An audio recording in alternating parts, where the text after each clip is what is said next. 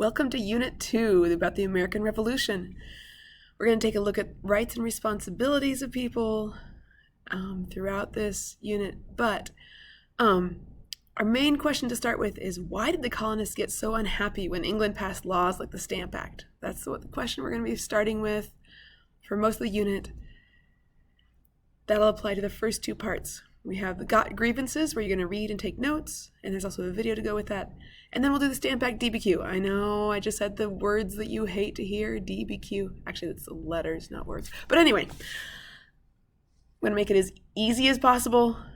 Hang in there. I think this is going to be a pretty easy DBQ compared to some that we've done in the past. So, yep, it's a DBQ. We'll get there. And then after the DBQ, we'll talk about the Revolutionary War a little bit, and then the problems that came afterward. Our targets, whoops. I thought I had targets there. I will get to our targets sometime. But before we get started with the targets, there's one piece of business I need to take care of. So it's been a very long time since I caught people passing notes in class.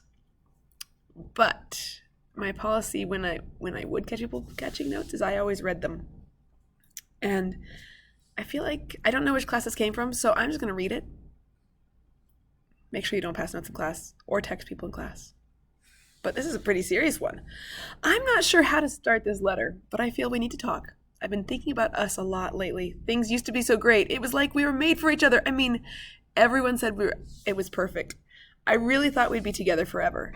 But then things changed. I feel like you started taking me for granted. You just started to do whatever you wanted and never even asked me about anything about how I felt. Ooh, how? I've been thinking about this for a while, and I don't want to hurt you, but this is not going to work. I need some time by myself to see what it's like on my own. I'm sorry things didn't work out, but I do think you are the one to blame. Sorry, but us is over. Ooh. Now that is some drama. All right, hopefully I'm not spreading any drama, but that really reminded me a little bit about what our unit's about. This whole breakup. You never even asked me what I felt. Ooh, sounds like a little bit like what the colonies would have been feeling. So, our targets, back to the real stuff. Recognize and evaluate the factors that contributed to the outbreak of the American Revolution is what we're doing first, with both the first set of notes and our DBQ, and looking at the question, why did the colonists get so unhappy when England passed laws like the Stamp Act? Our DBQ is about the Stamp Act. And then afterwards, we'll be looking at the political and economic consequences of the Revolutionary War. So, got grievances. There's some vocabulary to start with. So here's the first word. Parliament is the word.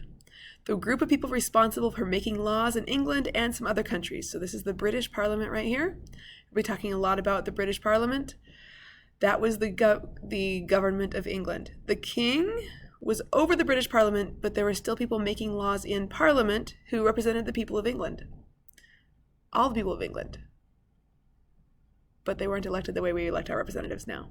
So, Parliament is the government. Propaganda. This is a good word. So the picture here is propaganda from around the Cold War. So from the 1960s or 70s, maybe the 80s. I'm not sure exactly when that poster was from, but somewhere in there. Propaganda is the ideas or statements that are spread to help a cause, political leader, or government. The information in propaganda is often exaggerated, misleading, or false. Communism would not necessarily mean that everybody is going around and somebody's killing them. That is just propaganda. Now, there may be some good arguments against communism, but that was definitely an exaggeration. All right, so propaganda examples from the colonies. They wrote broadsides. This is what a broadside looks like, this first one. It's a printed poster that were hung around town. They spread the news, and they were propaganda. Music. Apparently that video's not going to work for me today, but you probably heard it before. Yankee Doodle went to town riding on a pony. Yep, that one. That was actually propaganda from the American Revolution. It started out as a British song, making fun of the Americans, and then the Americans started singing it and saying, hey, we're proud of who we are. And it's not about macaroni, the food you eat. Anyway, ask me about it some other time.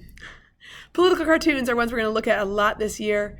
Not everyone could read in the colonies, and so having a picture sticks in your mind more, but also it's a way to share information with people who aren't going to take time to read. So this one we'll talk about more later on this unit.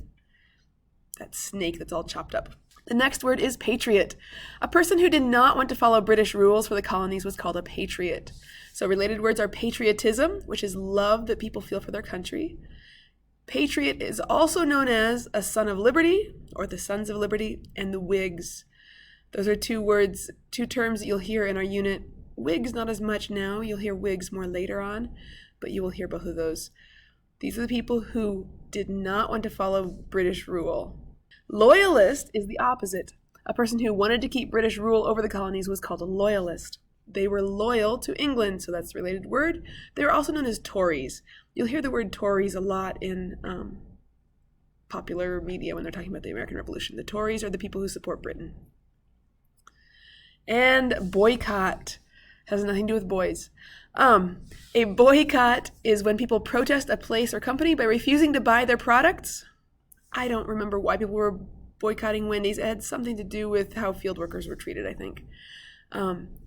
It was not a big thing that lasted a long time as far as I remember, but the American Revolution, there were some boycotts that lasted for quite a while and were very important in getting the revolution going.